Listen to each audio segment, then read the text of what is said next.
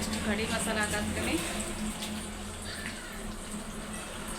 ಆಮೇಲೆ ಮಿಕ್ಸರ್ ಹಾಕೊಂಡು ಬಂದಿರೋ ಉಳ್ಳಾಗಡ್ಡಿ, ಹಸಿ ಕೊಬ್ಬರಿ, ಆಮೇಲೆ ಟೊಮ್ಯಾಟೊ, ಎಲ್ಲ ಬೆಳ್ಳುಳ್ಳಿ ಪೇಸ್ಟ್.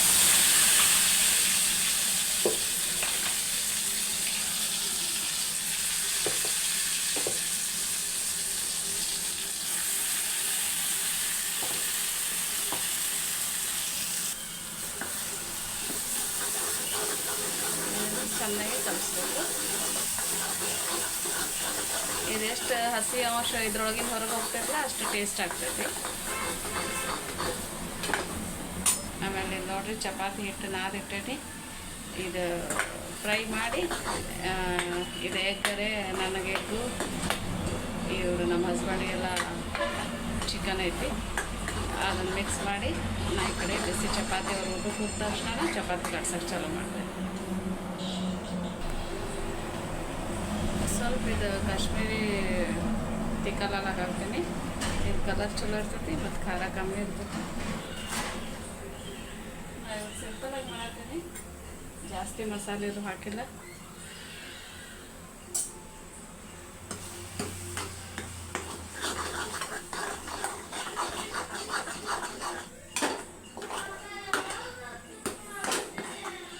ಮಾಡತ್ತೇನ್ವಾ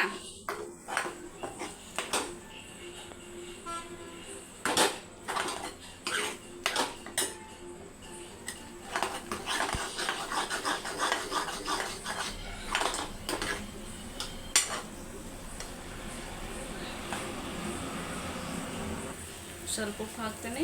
ಇದಕ್ಕೆ ಸ್ವಲ್ಪ ಹಾಕ್ತೇನೆ ಆಯಿತು ಸಾರದು ಇದ್ದಾಗ, ಯಾಕಂದ್ರೆ ನೀರು ಇರ್ತೈತಿ, ಮಿಕ್ಸ್ ಆಗ್ತೈತೆ ಆರಾಮಾಗಿ.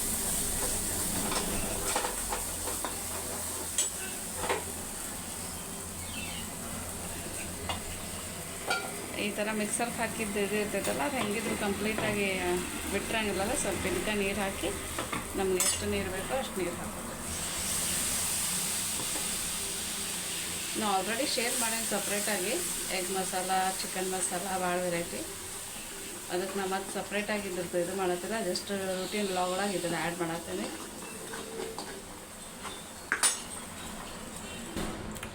ಸ್ವಲ್ಪ ಕಸೂರಿ ಮೇಥಿ, ಸ್ವಲ್ಪ ಚಿಕನ್ ಮಸಾಲ ಹಾಕೀನಿ. ಇದು ಆಪ್ಷನಲ್ಲ, ಬೇಕಂದ್ರೆ ಹಾಕೋಬೋದು, ಇಲ್ಲಾಂದ್ರೆ ಬಿಡ್ಬೋದು.